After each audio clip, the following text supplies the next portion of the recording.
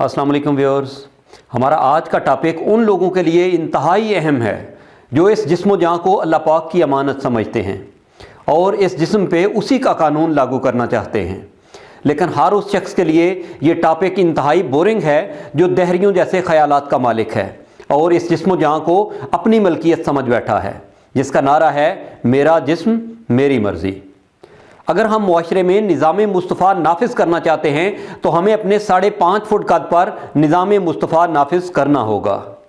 हमें अल्लाह पाक से पूछना होगा कि हम तैयार हैं, बता तू किस चीज़ से मना करता है कि हम उसे छोड़ दें, और तू किस चीज़ का हुक्म देता है कि हम उसके ताबे हो जाएं। तेरे सख्त अहकाम क्या हैं और तेरे किन अहकाम में नरमी है। अगर आप फ़िक़ही इस्तिलाहात से वाक़फ़ियत चाहते हैं तो इस तहक़ीक़ में मेरे साथ रहिए। दोस्तों, मेरा नाम सज्जाद अहमद है और मैं आपको अपनी वेबसाइट concepts.net.pk पे वेलकम करता हूं और CTV पाकिस्तान के नाम से इस वक्त आप मेरा YouTube चैनल देख रहे हैं। फ़र्ज़ कुरान पाक के वो अहकाम जो दलील कतई से साबित हों, जो बिल्कुल वाज़े हों, जिनमें कोई दो राय ना हों, यानी जिनके दो मतलब ना निकलते हों, फ़र्ज़ कहलाते हैं। या एक ही हुक्म जिस पर चंद मतवातर अहादीस हों तो वो भी फ़र्ज़ का दर्जा रखती हैं, मसलन नमाज, रोज़ा, हज और ज़कात वगैरह। इसका मुनकर काफिर हो जाता है और बग़ैर उज़र छोड़ने वाला फासिक कहलाता है। इसका बेलक्स या इसका मुतज़ाद हराम है। फ़र्ज़ की अक़साम: फ़र्ज़ कफ़ाया और फ़र्ज़ ऐन। फ़र्ज़ कफ़ाया ऐसा फ़र्ज़ जो उम्मत में कुछ लोग भी अदा कर लें तो सब की तरफ से अदा हो जाता है, मसलन नमाज जनाजा, अमर बिल मारूफ़ व नही अनिल मुनकर, यानी राह मार्फत का हुक्म देना और बुराइयों से रोकना, और इल्म शरिया का हसूल वगैरह।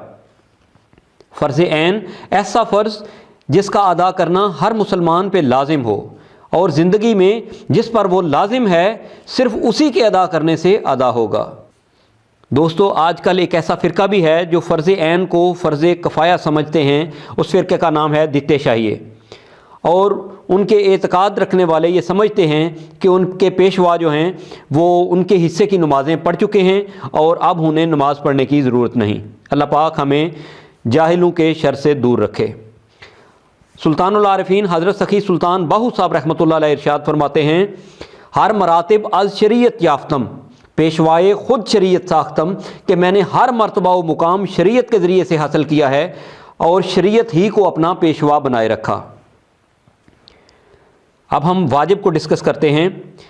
कुरान पाक के वो अहकाम जिनका मतलब बिल्कुल वाज़े ना हो, यानी उस हुक्म से दो मतलब निकलते हों, ऐसे अहकाम वाजिब का दर्जा रखते हैं। या कोई हुक्म सही हदीस वाहिद से साबित हो तो वो भी वाजिब कहलाएगा। वाजिब का मुनकर काफिर नहीं होता बल्कि फासिक कहलाता है। ये मकरूह तहरीमी के बिलअक्स है, यानी उसका मुतज़ाद है। यानी वाजिब का अदा करना सवाब और छोड़ देना गुनाह सगीरा है, खा दाइमन तर्क करे या कभी कभी। वाजिब की मिसालें: जमात के साथ नमाज अदा करना वाजिब है, क्योंकि आयत वरकाऊ मार राकईन में लफ्ज़ रुकू के दो मानी निकलते हैं। रुकू के मानी झुक जाना और नमाज़ पढ़ना भी हैं, और रुकू का मतलब अल्लाह ताला से डरना और खुशू भी है। नमाज में सूरह फातिहा का पढ़ना वाजिब है। ये हुक्म कुरान पाक में तो कहीं नहीं आया और ना ही बहुत सारी अहादीस से साबित है, ताहम इस हुक्म पर सिर्फ़ एक हदीस है, इसलिए इसे ख़बर वाहिद कहेंगे और इस हुक्म को भी वाजिब के दर्जा पे कंसिडर किया जाएगा, ना कि फ़र्ज़ के दर्जा पे। सुन्नत से मुराद हुज़ूर अलैहिस्सलाम के अक़वाल व अफ़आल हैं। आका अलैहिस्सलाम के अफ़आल यानी जो काम आप सल्लल्लाहु अलैहि वसल्लम ने किए हैं उन्हें सुन्नत कहा जाता है, और आप सल्लल्लाहु अलैहि वसल्लम के अक़वाल यानी आप सल्लल्लाहु अलैहि वसल्लम के इरशादात को हदीस कहा जाता है। हुज़ूर सल्लल्लाहु अलैहि वसल्लम ने किसी काम को करते हुए देखा और इस पर खामोशी इख्तियार फरमाई तो ये उस काम के सही होने की दलील है। या आप सल्लल्लाहु अलैहि वसल्लम के सामने कुछ कहा गया जिस पर आप सल्लल्लाहु अलैहि वसल्लम ने खामोशी इख्तियार फरमाई, ये चीज़ें भी सुन्नत फ़ेलिया कहलाएंगी।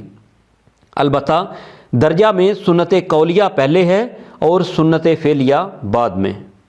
حضور نبی کریم صلی اللہ علیہ وآلہ وسلم نے اپنے زبان مبارک سے خلفائے راشدین کے عمل پر بھی لفظ سنت کا اطلاق فرمایا ہے۔ چنانچہ حضرت ارباز بن ساریہ رضی اللہ تعالیٰ عنہ کی روایت میں حضور صلی اللہ علیہ وآلہ وسلم کا یہ ارشاد نقل کیا گیا ہے، سو تم میں جو بھی یہ زمانہ پائے اسے لازم ہے کہ میری سنت اور خلفائے راشدین کی سنت کو لازم پکڑے۔ سنت کی دو اقسام ہیں، سنت موقدہ اور سنت غیر موقدہ۔ سنت موقدہ ایسے اعمال جن کو ادا کرنے کی حضور صلی اللہ علیہ وآلہ وسلم نے تاکید فرمائی ہو اور ہمیشہ ان پر عمل کیا ہو۔ سنت موقدہ کبھی کبھار ترک کرنے پر معافی ہے، جبکہ دائماً یعنی ہمیشہ ترک کرنے والا عذاب کا مستحق ہے۔ سنت موقدہ کا بالعکس یا متضاد مکروہ تحریمی ہے، مثلاً فجر کی 2 سنتیں، ظہر کی 6 سنتیں، مغرب کی 2 اور عشاء کی 2 سنتیں۔ وضو کے لیے مسواک کرنا سنت موقدہ ہے اور داڑھی رکھنا بھی سنت موقدہ میں شامل ہے۔ سنت غیر موقدہ ایسے اعمال جن کی حضور نبی کریم صلی اللہ علیہ وآلہ وسلم نے پابندی نہ فرمائی ہو۔ سنت غیر موقدہ پر عمل کرنا ثواب، جبکہ ترک کرنا گناہ نہیں، لیکن دائماً ترک کرنا باعث ملامت ہے۔ سنت غیر موقدہ مکروہ تنزیہی کے بالعکس یا متضاد ہے۔ مکروہ یعنی کراہت والی، شریعت کی روح سے ایسی چیز یا فعل جسے کسی عارضہ یا کراہت کی وجہ سے منع کیا گیا ہو مکروہ کہلاتی ہے۔ مکروہ چیزوں یا کاموں کو ترک کرنا ثواب ہے اور ایسے کام کرنے پر خوف عذاب ہے، یعنی کہ شاید پھینٹا بھی لگ سکتا ہے۔ اس کا منکر کافر نہیں ہوتا۔ مکروہ کی 2 اقسام ہیں، مکروہ تحریمی اور مکروہ تنزیہی۔ قرآن پاک کی وہ منع کردہ چیزیں جن کا مطلب بالکل واضح نہ ہو، یعنی اس منع کرنے سے 2 مطلب نکلتے ہوں، تو ایسی منع کی گئی چیز کو مکروہ تحریمی کہا جاتا ہے۔ یا کسی صحیح حدیث واحد میں کسی کام کے کرنے سے منع کیا گیا ہو تو اسے بھی مکروہ تحریمی کے زمرہ میں شمار کیا جائے گا۔ مکروہ تحریمی واجب کے بالعکس یا متضاد ہے۔ اس کا منکر فاسق اور بلا عذر ترک کرنے والا گنہگار ہے، یعنی گناہ صغیرہ میں شامل ہوگا۔ مکروہ تنزیہی وہ افعال جن کے نہ کرنے میں ثواب ہو اور کرنے میں عذاب نہ ہو، یعنی ایسے کام جن کو چھوڑنے کے لیے لازمی طور پر نہ کہا گیا ہو۔ مکروہ تنزیہی سنت غیر موقدہ کے بالعکس ہے۔ شریعت میں جس طرح مستحب کے ترک کرنے پر ملامت نہیں کی جاتی، اسی طرح مکروہ تنزیہی کے مرتکب ہونے پر بھی ملامت نہیں کی جاتی۔ بعض علماء کرام نے مستحب کے ترک کرنے کو مکروہ تنزیہی لکھا ہے، مثلاً پیٹ بھر کر کھانا کھانا، ڈکار مارنا یا آنکھیں بند کر کے نماز پڑھنا وغیرہ مکروہ تنزیہی کی مثالیں ہیں۔ مستحب وہ اعمال جن کو حضور صلی اللہ علیہ وآلہ وسلم نے، صحابہ کرام علیہم رضوان نے یا تابعین رحمۃ اللہ علیہ نے ادا کیا ہو یا اچھا خیال کیا ہو، لیکن اس عمل کو ہمیشہ یا اکثر نہ کیا ہو بلکہ کبھی کیا اور کبھی ترک کیا ہو، تو ایسے اعمال مستحب کہلاتے ہیں۔ مستحب کا کرنا ثواب ہے اور نہ کرنا گناہ نہیں ہے، جیسے وضو میں دائیں عضو کو پہلے دھونا، مسجد میں جاتے وقت پہلے دایاں پاؤں داخل کرنا اور آتے وقت بایاں پاؤں پہلے باہر نکالنا، چاشت، اشراق، تحیۃ الوضو اور تحیۃ المسجد وغیرہ کے نوافل ادا کرنا۔ مستحب کے ترک کرنے پر نہ عذاب ہے نہ ملامت، خواہ کبھی کبھار ترک کرنے یا ہمیشہ کے لیے۔ حلال وہ افعال یا اشیاء جنہیں قرآن و سنت نے جائز قرار دیا ہو۔ یہ اصطلاح زیادہ تر اشیاء خورد و نوش یعنی کھانے پینے والی اشیاء کے لیے استعمال ہوتی ہے۔